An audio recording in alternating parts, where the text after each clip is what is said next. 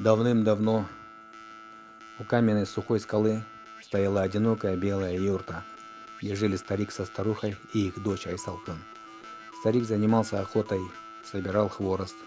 Вот так и жили. Как-то раз подходит он к старухе и говорит: «Схожу-ка я на скотный рынок, обменяю хворост на барашка, да что-нибудь приготовим. Скоро ведь праздник», — сказал он. «Хорошо», — согласилась старуха, — «только будь осторожен.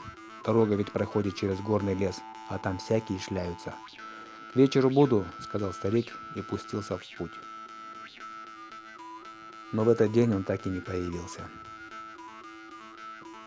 А утром старуха позвала свою дочь и сказала: «С отцом, видно, что-то случилось, раз столько времени нет его. Чует мое сердце что-то недоброе», — сказала старуха и заплакала.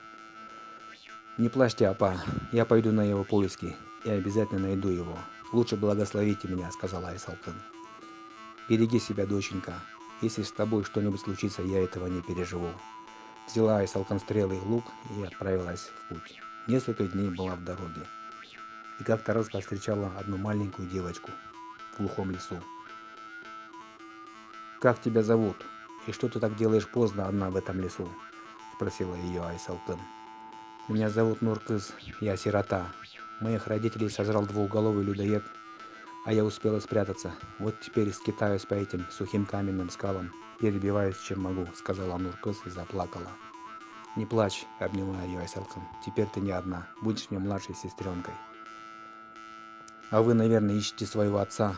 Я видела, как они волокли его в пещеру, двухголовый людоед и все его прихвостни», — сказала Нуркыз. «Я покажу вам дорогу. Я знаю тропинки, о которых не знают они. К вечеру будем там». «Я провожу вас», — сказала Нуркыз. «Хорошо».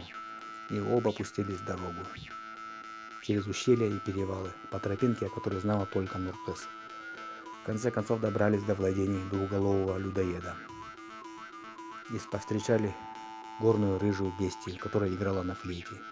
«Эта рыжая бестия, пока она играет на флейте, двухголовый людоед и все прихвостни спят», — сказала Нуркыз. «Надо, чтобы она не увидела нас, а то поднимет тревогу. Ее нужно прикончить. А я вместо флейты подложу горлышко от разбитого кувшина», — сказала Нуркыз. «Хорошо, я попробую», — сказала Айсалтын и натянула тетиву лука, и одним метким выстрелом прикончила горную рыжую бестию. А Нуркыз подбежала и вместо флейты положила разбитое горлышко кувшина, который от дуновения ветра заиграла как флейта.